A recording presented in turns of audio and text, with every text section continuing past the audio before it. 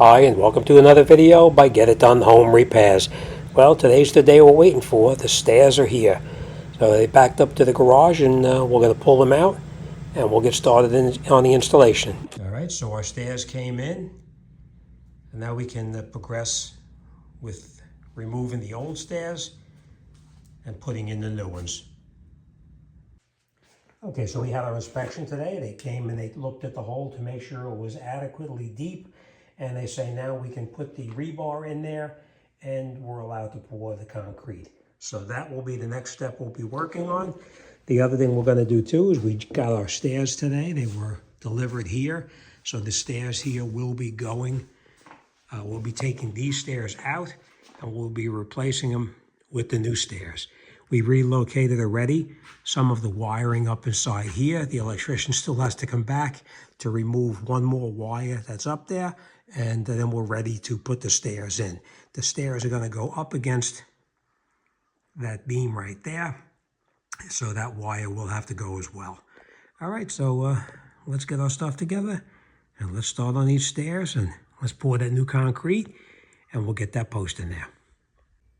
Okay, so now that we have our new stairs down into the basement, we can put the studs back into this wall right over here, because the stairs were the only reason we did not install these studs before. So now that the stairs are down there, we can actually install the studs and then come around, put a drywall on, and start to close up this opening over here. All right, so as you can see, we have the drywall now attached to the studs, and it's all pretty much closed up, leading down into the basement itself. We framed out our doorway for the new door that we're going to be installing, and of course we have our header above, and we have our jack studs to hold that up. And that's what it looks like with the new stairs installed, and of course we have our new oak piece on the top leading up to the oak floors. All right, so as you can see, we've been pretty busy. Once we got the stairs down into the basement, we came in, we installed the studs on the wall right here. We then installed the drywall over the top of that. And of course, we have our drywall in anticipation of putting it up on the stairs over here to finish this off. But that's the studs all in place.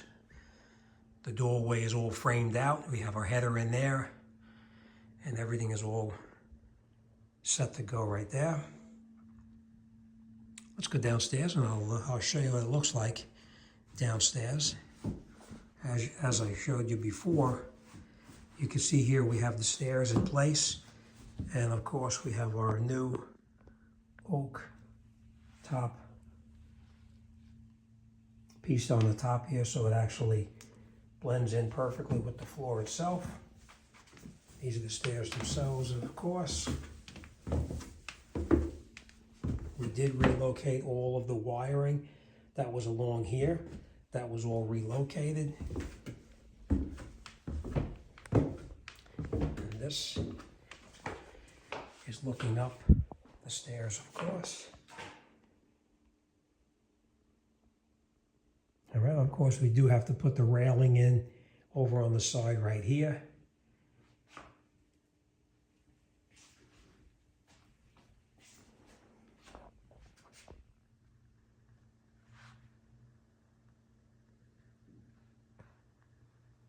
All right, let's continue, and I'll show you how it goes. Okay, so now in our new kitchen, I just want to point this out to you. We had to put the fireproof material around all of the wiring that comes through from the basement up into the wall cavity itself. This way, just in case there's ever a fire, it won't go up.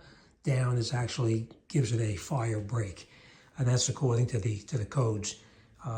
That's it. So in here, we're pretty much all set. Everything is in. The wiring has passed inspection. Next thing we're going to do is we're going to come in here and put the drywall on here. We're going to fix that corner over there, relocate these lights to the new spots up here, and this tile floor is going to be going too. Temporarily, what we're going to do, we're going to break these tiles up right here, take these out, so we can put our new cabinets against the wall here once we get the drywall in. Okay, as you can see, we have an exact replacement door from the one that we previously took off. Okay, so as you can see, we have our wiring pulled through. We have our under cabinet lighting, which is the ones that are just in a whip coming out of there. They're just sitting there waiting to the cabinets to go up, and then we'll reattach those. Up on the top where the microwave is supposed to be, that wire is behind the drywall, but once we get that upper cabinet in place, we'll cut the hole in the sheetrock and pull the wire out to pull it through the cabinet itself. Okay, so as you can see, we've been pretty busy putting on the first coat of paper and spackle in this area here. This is still open because the electrician needs to come back.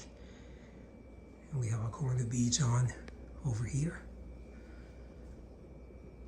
And let me show you around the other side.